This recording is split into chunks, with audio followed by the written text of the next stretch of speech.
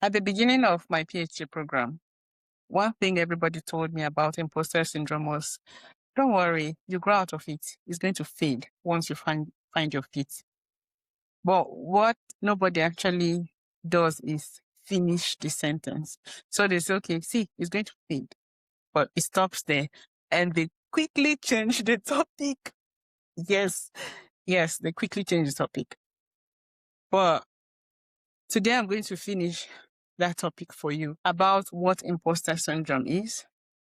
If it really fits, if you really find your feet as a PhD student, and realistically, what helps or what helps me versus what it sounds like on LinkedIn. Yeah, welcome back to Rhoda 3. My name is Rhoda, obviously, and this is another episode about the PhD Truth series that we started with asking the question if your PhD is really worth it. And that sparked some responses, and I'm seeing that the views are increasing. Many people want to actually know what it is or what it's like before actually making the decision to go into a PhD program or leave one if you're already in the middle of it. So today's episode is globally felt. It's not just a one-side thing. It's not a one-person thing. And honestly, it's least discussed. Even when it is, people do not really understand it because everyone is coming from different angles about imposter syndrome. And honestly, most people do not even want people to talk about it because for some, they are able to build on people's feeling or people's, limiting decision or limiting reaction to imposter syndrome. That thing that makes people hide themselves. Other people are able to build on it and become the Lord and Master that they think they are wherever they find themselves. So before I start, a disclaimer. I'm not a psychologist. I'm not a therapist. I'm not a clinical psych. This is not some mental health evaluation episode or clinical claim kind of episode. No. Whatever I'm discussing is from my own experience or from discussions with people who have similar experiences. So let's get into it. Before somebody will say I'm diagnosing some symptoms now. So imposter syndrome has become such a common phrase, especially as students, either as PhD student or that postgraduate student, even in workplaces. Say this was not even a PhD wahala or a postgraduate talk. Even outside, you're working in the industry, in government establishments, in private sectors. Imposter syndrome is something that you feel, especially if you're working in spaces where you're not particularly used to. For instance, if you're coming from a country in Africa to a place like New Zealand and you're coming to, assume a role or a position here, imposter syndrome is something that might be a rude shock to you if you're not prepared. Right. So it's not simply lacking confidence, like some people think it is. It's not that you're not qualified. You're really qualified. And it's not that you're not confident in your skills. Right. It's a very specific personal experience. That is what imposter syndrome is. And it's, that feeling that your accomplishments are the result of your luck and timing and other people's generosity. Now, that will take me to a story. Sometime last year, or it was last year? Yeah, sometime last year. So I met up with this girl, a black lady like me, African lady like me. And then she was talking, and then something along the lines of DEI, this DEI employment where companies or organizations hire people to show diversity in their employment relations. Yeah. So according to her, most organizations will hire people or will hire some specific people. I don't want to name names, and this is not about racism now. Say most organizations will hire those people because of DEI, and that's her own belief. Now, this is someone that I'm sorry to say, she's going to see this video. She'll know it's about her. But I'm sorry to say, but this is someone that doesn't even know. She doesn't even have a hold of something. She doesn't even have a plan. Where she was that day was as a result of another person's generosity. So it's not as if she could fund that travel she did that last year on her own. This is a person talking down on other people. Even if it was DEI hire, even if you were hired based on other people's generosity or based on DEI, I'm telling you, DEI will not just bring you in. The organizations will not just bring you in if you're not nearly perfect for that role. I digress. So, whether it's a chance, whether it's an act of chance or luck, I'm telling you that you're confident. You are enough for that role. You are enough for that position.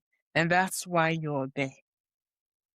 Now, all these things are now combined with, that silent, ongoing fear, that you would eventually be found out, in quotes. That's what, aside people out there, people like this, my friend I just mentioned, in your mind, what imposter syndrome does is, look, you'll be found out soon. You're less capable. That silent, quiet thoughts telling you are not enough. You're not enough. You didn't do this. You didn't do that. This person probably came in with high impact publications from China, and you are from Nigeria. You probably have one low impact journal publication from one Nigerian journal. This person is this person. But when you sit, you will know, and you come to realize that you're actually more competent than these people you think are better than you. So imposter syndrome is that thing. If you're a spiritual person, imposter syndrome is that thing the devil used to keep you below, to keep you there, to keep you down. Now God has placed you higher. When imposter syndrome is that thing that is created to make you hide, not just to come down, make you hide. Put your skills, put your name, put your imagination under, you just hide it under the sheets so that it's not seen. That's what it does to you. Now, what makes this particularly interesting and especially cruel is that it doesn't correlate with actual competence.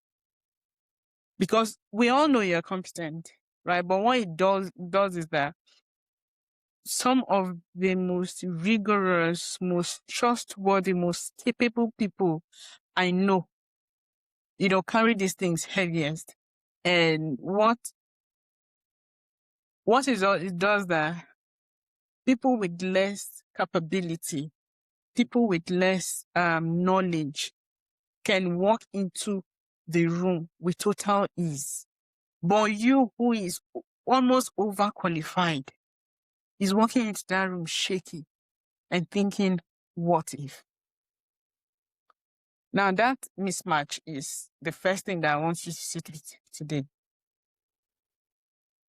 If imposter syndrome is tracking your ability to probably see reality, tracking your real ability, and is affecting how you accomplish the most important task, then you need to actually sit with it. If you need to see a therapist, why not? Right? If you need to talk to people, why not?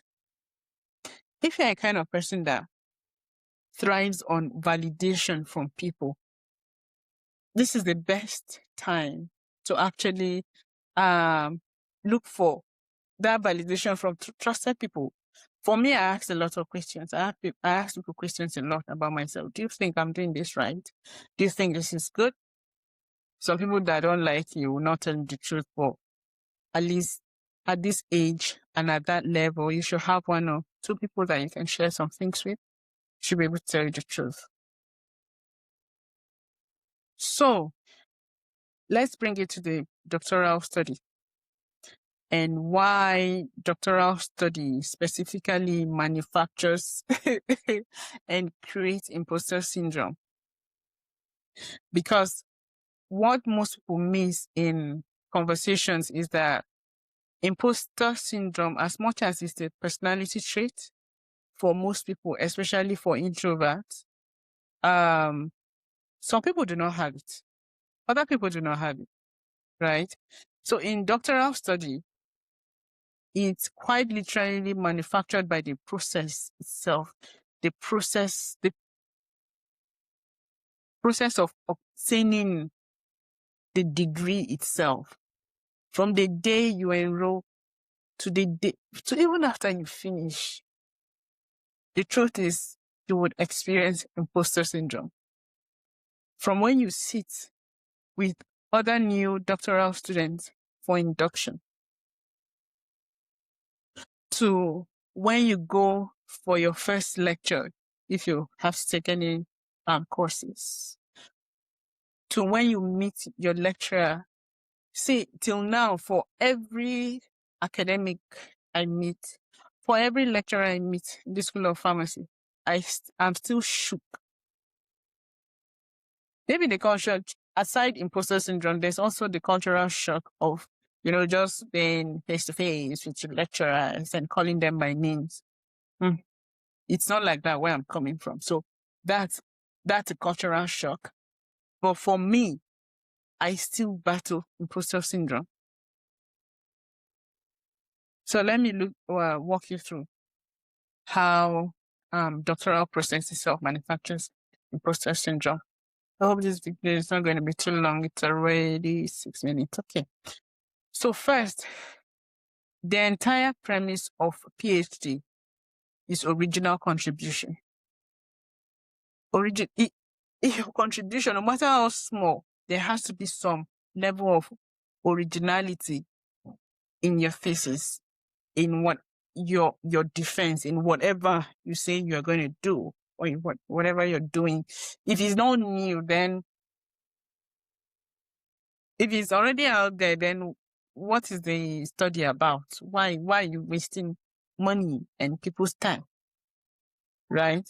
So you are there to demonstrate that you've learned existing knowledge, undergraduate. You are there to say that, okay, you've put some things into practice, masters. Then for the PhD, you are there to show that you are creating, if it's in the process, you are creating new knowledge at the end, that you've created some new knowledge about some area of that research. Good. It might be rewarding for you. You might be rewarded with a good thesis, some award and whatever, right? But one thing that causes people to fear is the thought of producing something that has never existed. In this world where some people are so intelligent, you are producing something that has never existed. How? So that's a question. That's what makes many people confused. That's what makes many people scared. So,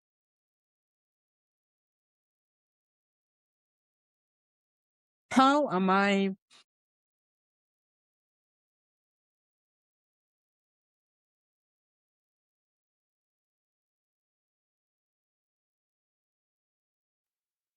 Yeah, sorry.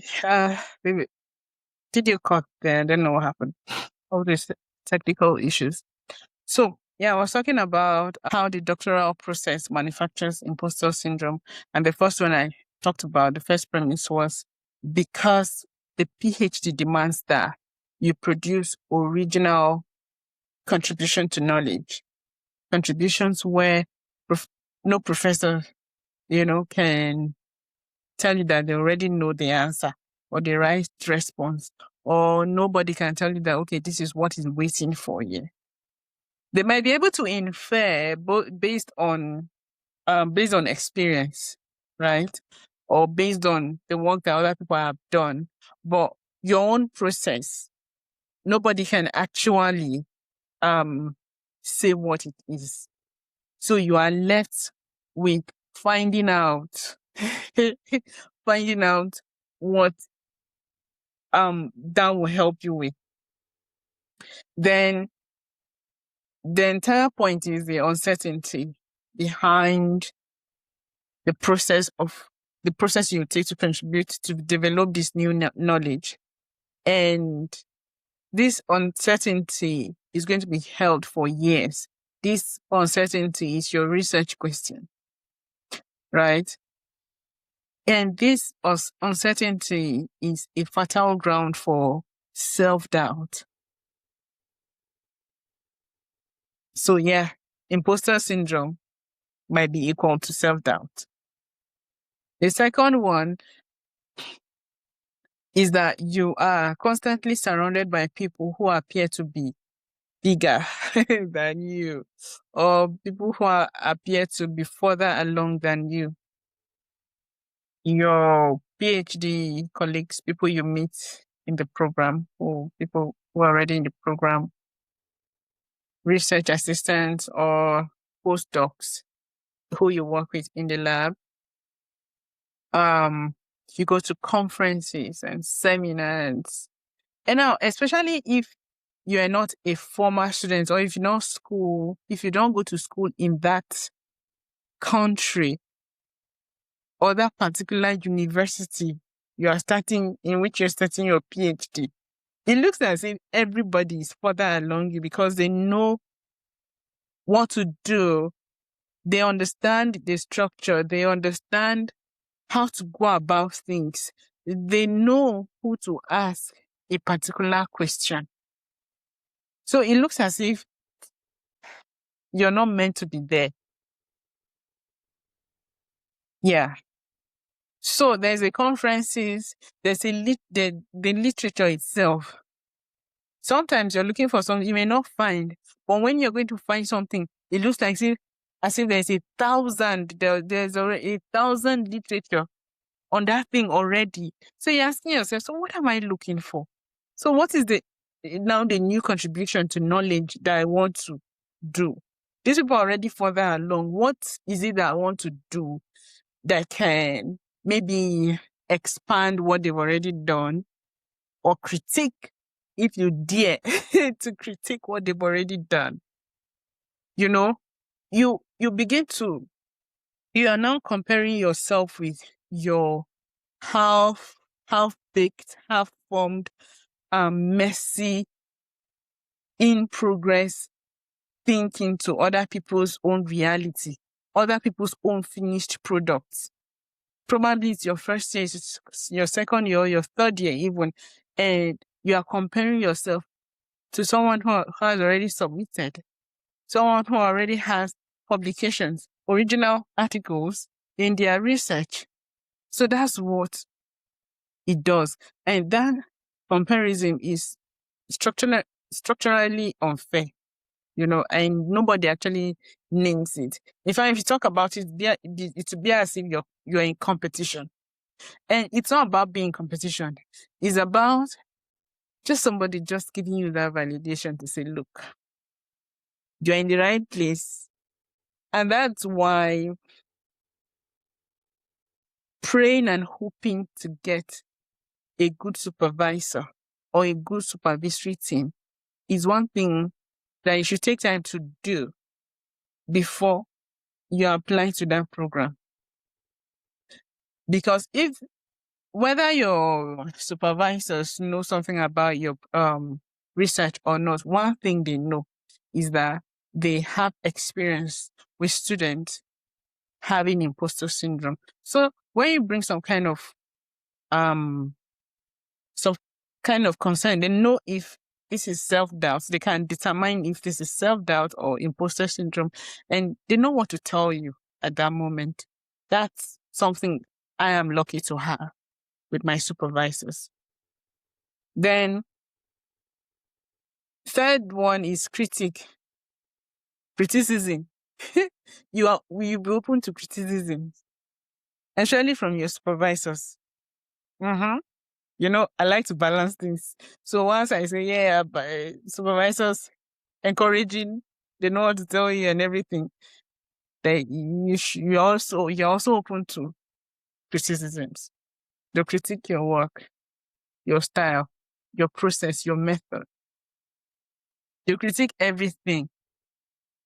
If you have a good supervisor, someone that is well experienced, there are some documents you can just pass through them like that. Even as simple as a common conference abstract, it will be critiqued. Peer review. When you submit an article, the peer review itself, is set up to find flaws. And this can influence and put fire to imposter syndrome. So your supervisors, like I said, they are trained to interrogate. That interrogation is not something you take personal. Never take supervisory or supervision criticisms personal. It's not you, it's not them, it's just the work, right? It's just the work putting you guys together, right? And genuinely, this is valuable, because imagine if you go to school and you just pass through, no exam, no test, nothing to test your knowledge, nothing, or you are doing a research, nothing to actually test your thinking. In these days of AI, where AI can literally do everything, how do you prove, or how do you show that you know what you're doing, or you know what you're studying, or you know the research area you say you are doing or you're studying, without some level of interrogation, without some level of criticism? And for some of us, it's this criticism that fuel imposter syndrome, which later fuel self-doubt. So yeah, I'll be running fast in this video. Another one is that the doctoral study sometimes runs on deferred validation. There's the feedback loop, right? The project closes, the result lands, the patient improves with whatever you're doing, a deal closes. So there's this thing about your PhD that, okay, what if your supervisor leaves? What if they leave? What if they don't get along? What if your supervisory team don't get along? What if your funding gets cut? What if they wake up one day and say, okay, look, we cannot fund you anymore, or we cannot fund your cohort any longer? What if, say, you were testing a new drug on a clinical trial patient, and you didn't expect the patient was going to improve soon, and they did? What if you did active recruitment and you're supposed to pilot a particular tool or something for 6 months, and your patient or your population or one of the participants does not make it, passes away. So there's a lot of things that runs on validation. The third one, there's a lot of that runs on what if. A PhD will normally run for years for some people. Luckily, they're able to complete it in 3 years, others 4, others 7, in fact. Now, before you get any clear external signal that you are doing well, you would have gone further in your PhD. Few weeks or months ago, when I was complaining of burnout, someone told me that he spent about 4 years for his PhD, and he told me that the result he submitted for his thesis, he got it 6 months before submission. So 3+ years, he didn't get anything. Testing experiments, doing experiments, yet no results. It was as if he was failing. He said year in, year out, he saw himself failing. So that's what PhD does to you. It takes years of your life, years that before you know you're doing well, you would have probably been rounding up. Because, and if you don't have, because everything is deferred validation, right? So if you don't have someone or a source of constant validation, it then becomes a problem. The imposter syndrome now begins to dwell and now actually begin to feel the good vacuums, right? Begin to fill up spaces in your head, positive spaces in your brain. So put these 4 structural things together. That is how the doctoral study fires up imposter syndrome, how it manufactures it. You're looking at original contribution to knowledge. You're looking at being constantly surrounded with people who are further along. You're looking at being constantly critiqued from peer review, from supervisors, meeting people who are genuinely higher up there than you. And then you're suffering from the what if syndrome and defend validation. So in all this, put these structures together, and you know that it's not just a personal flaw, and you don't need a personal flaw to explain why someone feels like an imposter PhD.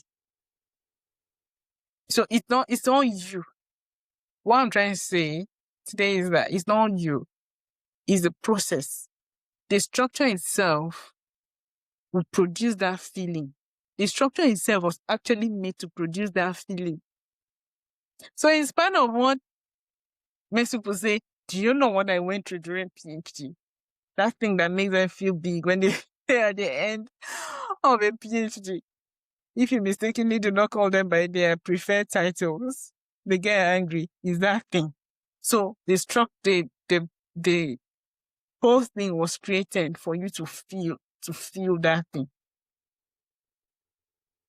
So yeah, I already said what it feels like day to day. Examples would be that moment before supervision meeting when you're thinking, you've rehearsed, you even put it on PowerPoint, right?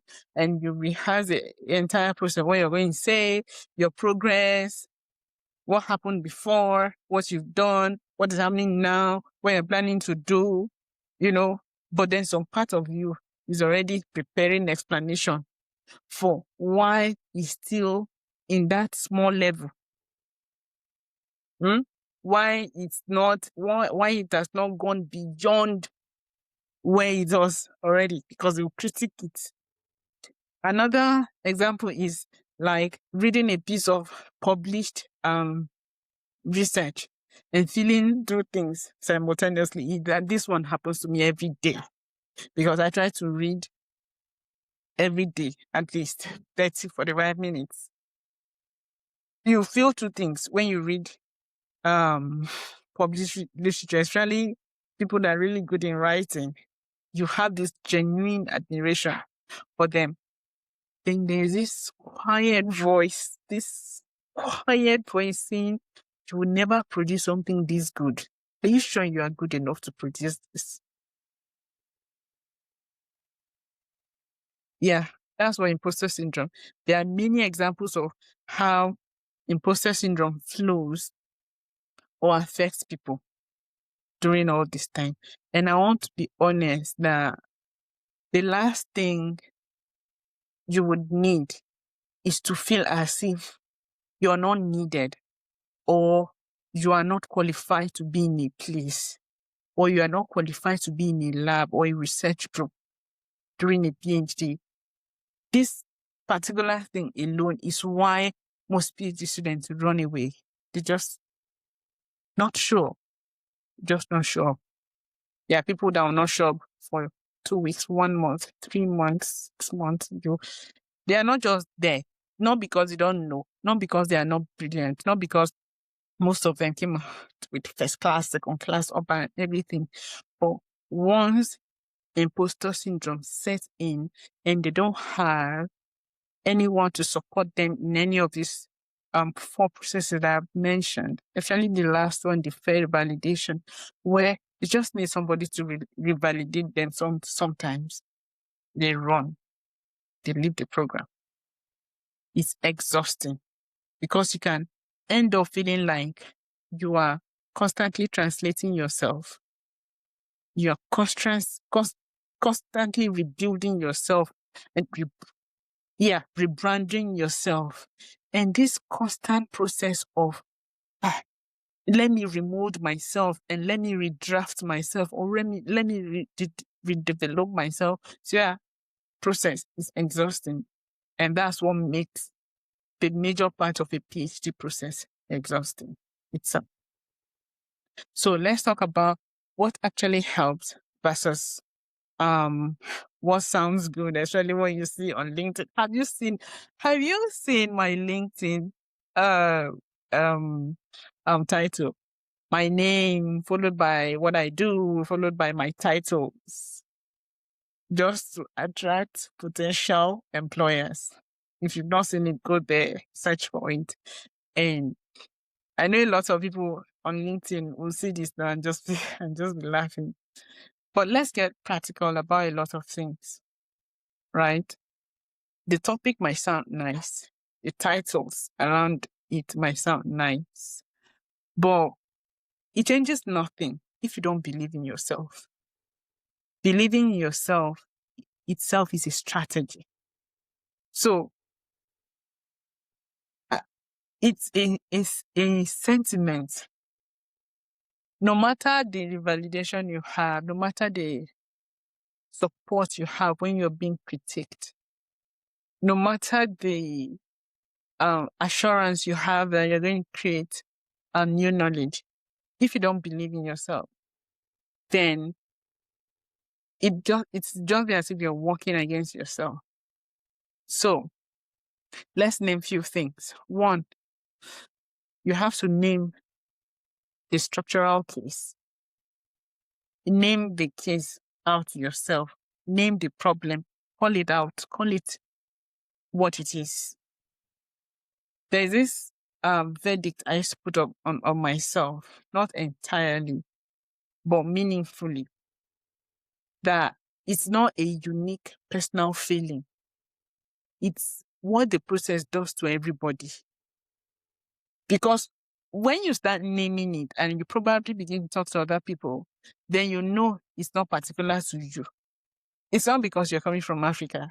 It's not because you're a Black female in an entirely white, male-dominated field. No, it's not particular to you.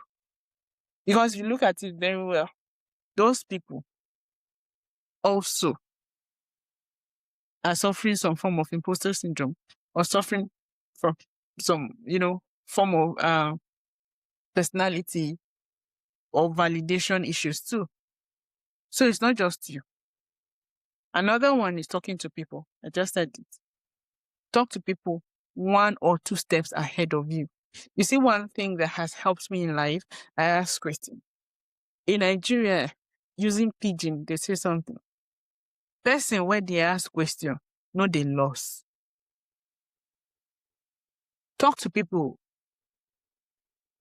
Ask people to go on coffee dates with you. Be ready to pay for, that coffee, that they are drink they want to drink. And ask questions. What everything disturbing you, it's not about you sharing your secret with anybody. They might not tell you 100% what it is or how it is, but at least as you share, you will get a slight detail of what you need to get to the next level, or what you need to get to the next phase, or at least what you need to, survive that month. So learn how to talk to people 1 or 2 steps ahead, not just people at your own stage.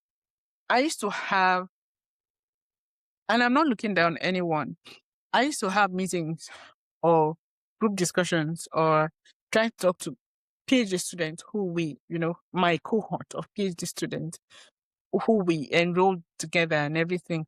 But I noticed that anytime we sit down, instead of saying things that will help us, we are lamenting. We're lamenting about supervision. We're lamenting about the duration of the program and how slow it is. We're lamenting about data collection, recruitment. We're lamenting about papers that are not being published. We're lamenting about how other people are doing well.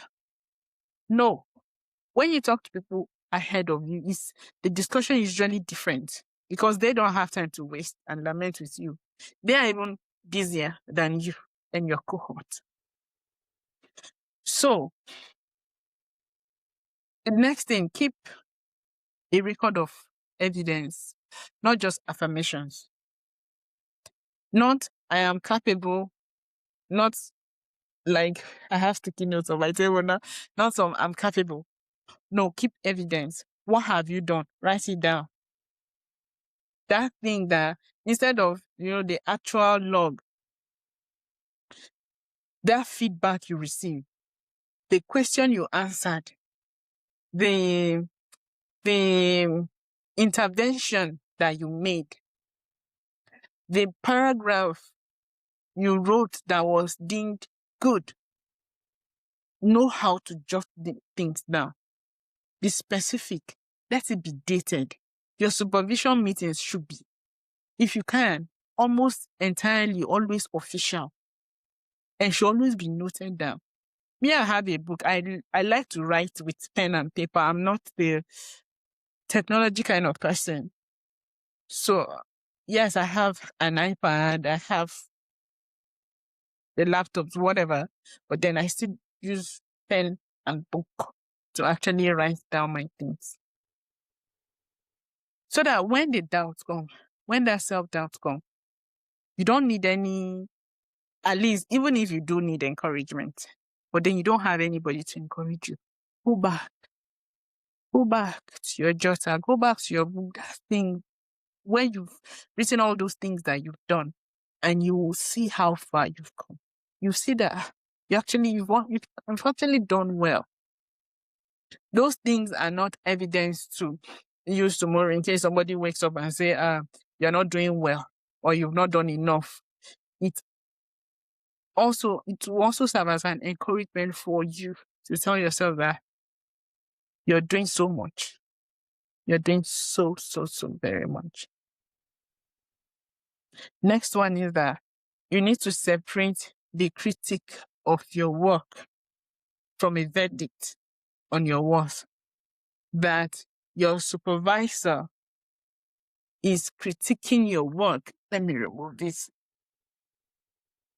That your supervisor is critiquing your work does not mean that they are criticizing your worth. No, they are not criticizing your worth. They are criticizing what you just submitted, which is part of their job. They are supposed to test you. They are supposed to interrogate you. They are supposed to make sure that when you finish, you finish strong. You finish, you produce something meaningful. So yeah. Another one is that you have to know when these tips come. When people give you tips, you have to know where they come from. You need to know if it's toxic criticism, real support. You need to know where to get real support. And like I said, this is not a mental health evaluation. However, if it begins to affect your sleep, if it begins to affect your focus too much, if it begins to affect your ability to function daily, like your eating habits, your relationship, your personality, then it is time to talk to a GP or some counselor. In New Zealand, at least where I school, I think there's free health counseling support for doctoral students. Take advantage of it. They even want you to come and see there's a disclosure. Nobody's going to share your story with anybody. Go and see these people. They are trained, qualified counselors that will see you and, just talk with you. Yeah. So maybe in another episode, we'll go deeper into health and well-being in this doctoral space. So let me just try and round up this. So, yeah. So, imposter syndrome in academia. If I've not done justice to this episode, I'm sorry. I'm a little bit distracted with kids. Please leave questions in the comment section. And while you're leaving questions, learn how to sit with your thoughts. Reframe and rewire the process and your thinking. And those imposter syndrome is not a personal flaw. That's what we've said today. And it's often a predictable output of a demanding. Yeah, so about imposter syndrome, I want to leave you with a mindset, a reframe that I genuinely now carry. Because I took my time to actually explain imposter syndrome because it's something I battled with. Like I said earlier, I still battle with. So because I used to think, and some people I'm sure still think that the goal is to eliminate the feeling, how not to feel as though you don't belong in the room. That's not the goal. The point is having a relationship with that feeling. Not that you will not experience it, but when it comes, what do? You need to arrive at a point, the future point, possibly where you begin to feel qualified to be in that space, when you put a full stop to that feeling of inadequacy, where there's no doubt, no self-doubt attached to, that's your existence in that space. And I don't think that point actually exists if you don't intentionally do that for yourself. Most of the accomplished people I know, most of them have felt imposter syndrome once in their life. Sometimes they tell me, Rhoda, as you're talking to me right now, I feel imposter syndrome. What has changed for me is not as if the feeling is not there. Like I said, is that I now have a relationship with that feeling. I now see it like another person, another personality. I now see it like something that it's part of it. It's part of what I'm going through. Right? So because I now see it like that, I'm able to show it out. I'm able to just fold it and throw it away or hang it on a tree and just walk away on my thing. I'm able to just throw it out of my life or out of that space for that period. So that at least out of everything I need to carry or my mental health need to carry at that moment, I know that imposter syndrome will be the least. The least. for me to worry about at that moment. So it's no longer a reliable evidence for my competence or incompetence. There's no body or no mindset telling me I don't belong to that room or I don't belong in that space anymore. And then I started treating it more like land weather. It could be summer in the morning, autumn in the afternoon, winter in the evening. Just something that moves through. It will move through.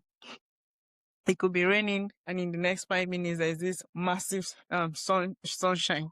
I now treat imposter syndrome, and I don't have to now organize my entire identity about something that would move through, something that will not last. No, I will not be responding to that when it comes again.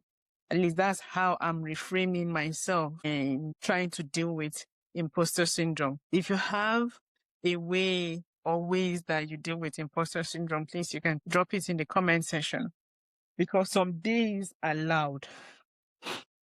It comes loudly, like, what are you doing there? Sometimes I join a Zoom meeting and I'm like the only person in the research space. I'm studying. I'm the only person there. I'm the only person from Africa. I'm the only person, black woman there, and I'm feeling like I'm not supposed to be there. The imposter syndrome, like I'm in the research space of people who finished PhD like 10, 20 years ago.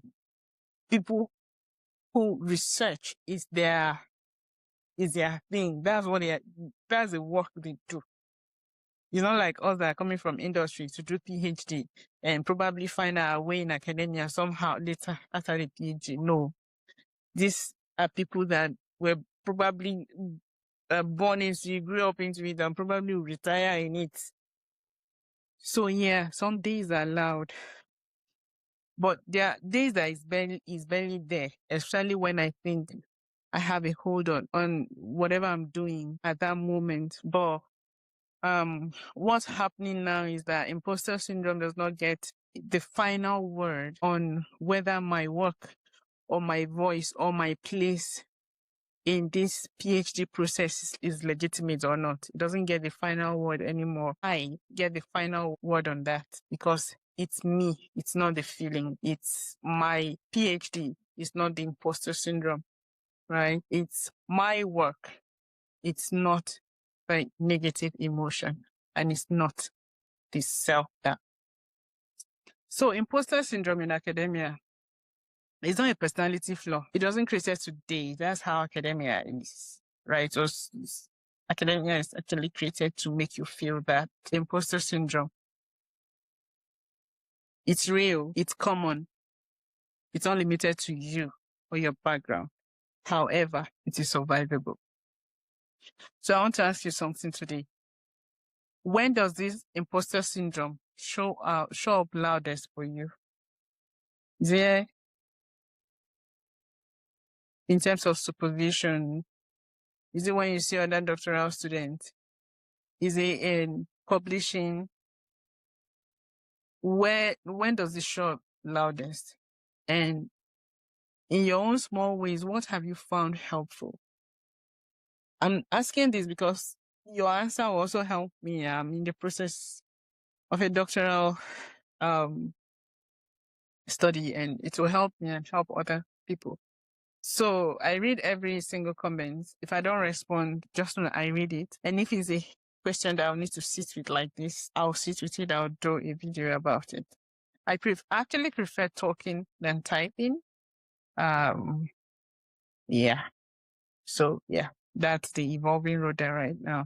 So if this resonated with you, please send it to someone who will be interested, someone who is in the thick of their own doctoral journey like I am, and someone who could use this as a reminder that it's not just them, and this process is actually survivable. Many people have done it. Many people are doing it. Many people will do it after us. And yeah, just support us, support yourself, support everyone, take care of everyone, take care of yourself. And please subscribe to Rodas 360.